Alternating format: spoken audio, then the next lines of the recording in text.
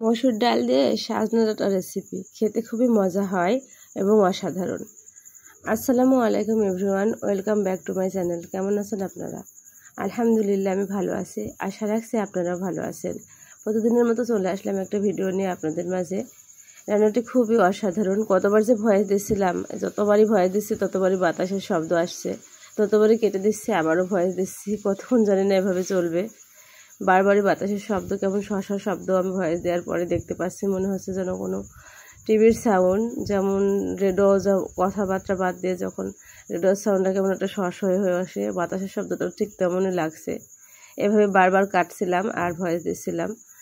তারপরে তো আমি মসুর ডালগুলোকে আগে পেঁয়াজ রসুন এবং কাঁচা ঝাল দিয়ে হালকা নেড়ে নিয়েছিলাম। তারপর কেটে রাখা ডাঁটা এবং আলুগুলোকে দিয়ে আবারও ভালো মতো নেড়েছে হালকা কষিয়ে নিচ্ছিলাম। এখানে কিন্তু আমি একদমই বাটা মশলা, তারপর হলুদ এবং তেল ব্যবহার করি নাই। এখানে মসুর ডাল যেহেতু আছে, সেখানে আমি হলুদ এবং বাটা মশলাগুলোকে ব্যবহার করব না। মসুর ডালগুলোতে যদি আগে থেকেই বাটা মশলা এবং হলুদ দেওয়া যায়, ডালগুলি কেমন যেন ছিটকে হয়ে ওঠে, নরম সফট হয় না। যখন মসুর ডালগুলো সিদ্ধ হয়ে যাবে তখন আমি এগুলো দিয়ে দিলে অনেক সুন্দর সফট, নরম, ফাইন সিদ্ধ হবে। তারপর আমি পরিমাণ মতো পানি দিয়ে নিলাম, দিয়ে এবার আমি নেড়ে ছেড়ে নিলাম, নিয়ে আমি সিদ্ধ করে নেব।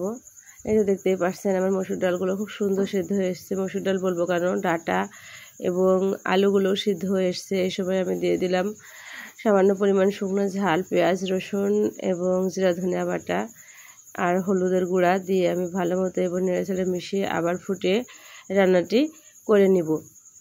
এই রান্নাটি খুবই সাধারণ, কিন্তু সাধারণ হলে কি হবে, খুবই অসাধারণ। যখন সাদা ডাঁটাগুলো পুষ্ট হয়ে যায়, অনেক বেশি পুষ্ট হয়ে যায়, একদমই শেষ পর্যায়ে সাদা ডাঁটা, তখন তো অনেক পুষ্ট থাকে। তখন এই ডাঁটাগুলিকে এভাবে মাছ না দিয়ে, তারপর এক কথায় মসুর ডাল দিয়ে আলু দিয়ে রান্নাটি করলে খুবই খেতে ভালো লাগে। আমার তো খুবই ভালো লাগে। শেষ পর্যায়ের এই অনেক পুষ্ট ডাঁটাগুলিকে মসুর ডাল দিয়ে রান্না করলে খেতে ভালো লাগে। তারপরে তো আমার রান্নার একদম শেষ পর্যায়ে এসে আমি তেল দিলাম, তেলের উপর দিয়েছি পেঁয়াজ কুচি দিয়ে ভালো মতো লাল করে নিয়ে তারপরে তো সবজিগুলোকে ঢেলে দিয়ে রান্নাটি করে নিলাম। এভাবে নেড়ে চেড়ে আমার রান্না কমপ্লিট হবে।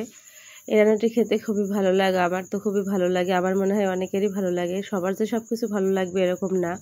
আমার এই রান্না যারা তো জানেন তারা জানেনই, কেউ যদি না জেনে থাকে, তাদের যদি এতটুকু উপকার হয় তবে নিজেকে আমি সার্থক মনে করব। দেখতেই পারতেছেন আমার রান্নার ফাইনাল লুক। আমার রান্না একদমই কমপ্লিট হয়ে এসছে।